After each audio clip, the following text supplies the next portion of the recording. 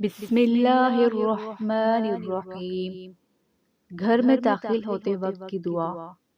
اللہ کے رسول صلی اللہ علیہ وآلہ وسلم نے فرمایا، جب کوئی اپنے گھر میں داخل ہو تو یہ دعا پڑھے اور پڑھنے کے بعد گھر والوں کو سلام کرے۔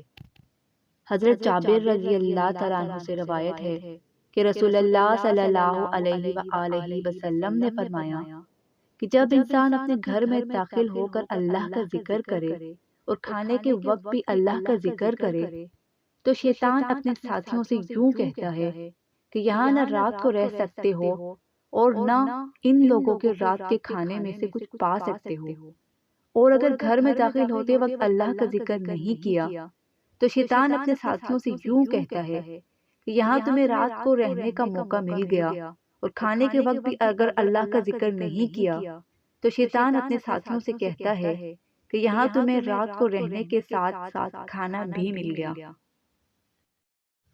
اللہم انی اسألک خیر المولد وخیر المخرج بسم اللہ ولجنا وبسم اللہ خرجنا وعلی اللہ ربنا توکلنا۔